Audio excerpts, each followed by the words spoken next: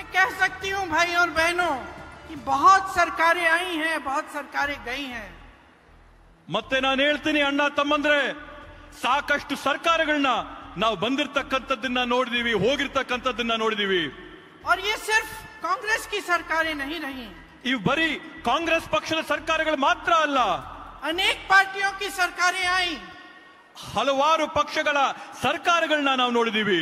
लेकिन आज तक ಆದ್ರೆ ಇವತ್ತವರೆಗೂ कोई ऐसी सरकार नहीं आई जिसका गृह मंत्री संसद में खड़े होकर बाबा साहेब अंबेडकर का अपमान कर सके. ಆದ್ರೆ ಇವತ್ತವರೆಗೂ ಯಾವೊಂದು ಸರ್ಕಾರ ನಾವು ನೋಡಿಲ್ಲ. ಆ ಸರ್ಕಾರದಲ್ಲಿರ್ತಕ್ಕಂಥ ಗೃಹ ಸಚಿವರು ಅಮಿತ್ ಶಾ ಅವರು ಸಂಸತ್ತಲ್ಲಿ ನಿಂತು ಬಾಬಾ ಸಾಹೇಬ್ ಅಂಬೇಡ್ಕರ್ ಅವರ ನಿಂದನೆ ಅವಮಾನ ಮಾಡಿರ್ತಕ್ಕಂಥದ್ದನ್ನ ನಾವು ಯಾರು ಕೂಡ ಇವತ್ತವರೆಗೂ ನೋಡಿಲ್ಲ. आज तक कोई ऐसी सरकार नहीं रही जिनके मंत्री चुनाव में घूम घूम कर कह पाए कि हम इस संविधान को बदल डालेंगे. ಇವತ್ತವರೆಗೂ ದೇಶಾದ್ಯಂತ ನಾವು ಯಾವೊಂದು ಸರ್ಕಾರ ನೋಡಿಲ್ಲ, ಯಾವ ಸರ್ಕಾರದ ಮಂತ್ರಿಗಳು ದೇಶಾದ್ಯಂತ ಹೋರಾಡಿ ಭಾಷಣಗಳು ಮಾಡಿ ನಾವು ಸಂವಿಧಾನನ ಬದಲಾಯಿಸ್ತೀವಿ ಅಂತ ಹೇಳಂತ सोच सकता था कि इस स्वतंत्र भारत में दशकों गुजर गए, हमें स्वतंत्रता प्राप्त हुई और इस स्वतंत्र भारत की धरती पर खड़े होकर कोई कह सकता है कि हमें 1947 में स्वतंत्रता नहीं मिली. ಇವು ಯಾರಾದ್ರೂ ಆಲೋಚನೆ ಮಾಡಬಹುದಾ? ಈ ದೇಶದಲ್ಲಿ ಒಂದ್ ಮಾತು ಹೇಳಕ್ ಸಾಧ್ಯನಾ? 1947ನೇ ಇಸ್ವಿಯಲ್ಲಿ ನಮ್ಮೆಲ್ಲರ ಹೋರಾಟ, ಶ್ರಮ, ಬಲಿದಾನದಿಂದ ಈ ದೇಶಕ್ಕೆ ಸ್ವಾತಂತ್ರ್ಯ ಸಿಕ್ಕಿಲ್ಲ ಅನ್ನಂತ ಮಾತನ್ನ ಯಾರಾದ್ರೂ ಹೇಳಕ್ ಸಾಧ್ಯನಾ? किसी ने नहीं सोचा था कि इस तरह का अपमान सरकार की तरफ से आएगा. ನಾವು ಯಾರು ಕೂಡ ಯೋಚನೆ ಮಾಡಿರಲಿಲ್ಲ ಈ ರೀತಿಯಾದಂತ ಅವಮಾನಗಳು ಸರ್ಕಾರದ ಕಡೆಯಿಂದ ಬರುತ್ತೆ ಅಂತ ಹೇಳಿ. कि मंत्री संविधान को कमजोर करने की बात करेंगे. ಈ ಸರ್ಕಾರದ ಮಂತ್ರಿಗಳು ಸಂವಿಧಾನನ ಕ್ಷೀಣಿಸಂತ ಒಂದು ಪ್ರಯತ್ನನ ಮಾಡ್ತಾ ಇದ್ದಾರೆ. कि बाबा साहेब अंबेडकर जी जैसे गरीबों के मसीहा का संसद में अपमान होगा.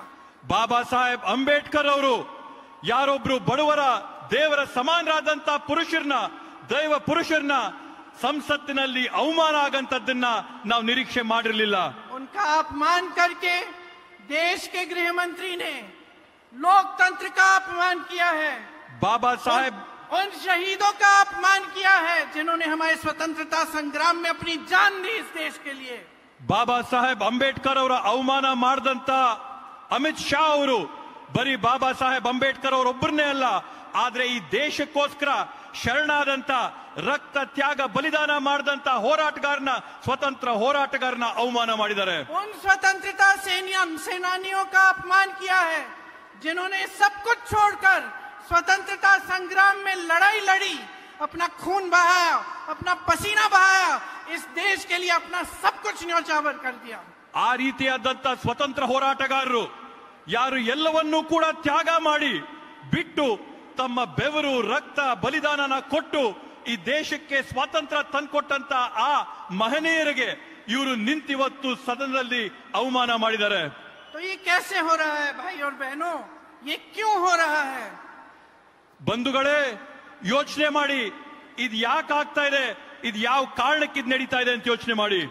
ये इसलिए हो रहा है कि जब तमाम देशवासी, इस देश के किसान, इस देश के मजदूर, इस देश के स्वतंत्रता सेनानी स्वतंत्रता संग्राम में शामिल थे, तो उसी समय एक और विचारधारा इस देश की धरती पर उभर रही थी.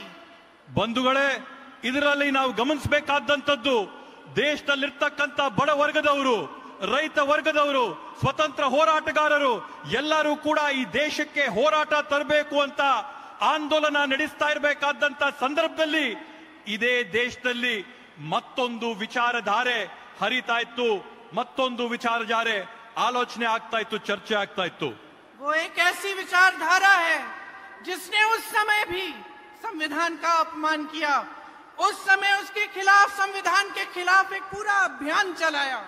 ಅದು ಯಾವ ತರದ ವಿಚಾರಧಾರೆ ಅಂತಂದ್ರೆ, ಆ ವಿಚಾರಧಾರೆ ಸ್ವತಂತ್ರದ ಸಮಯದಲ್ಲಿ ಕೂಡ ಸಂವಿಧಾನನ ವಿರೋಧ ಮಾಡಿದಂತದ್ದು, ಸಂವಿಧಾನದಲ್ಲಿರ್ತಕ್ಕಂಥ ಅಂಶಗಳನ್ನ ತಿರಸ್ಕಾರ ಮಾಡಿದಂತ ಒಂದು ವಿಚಾರಧಾರೆ ಅಂದಿನಿಂದ ಕೂಡ ನಡ್ಕೊಂಡು ಬಂದಿರತಕ್ಕಂಥದ್ದು.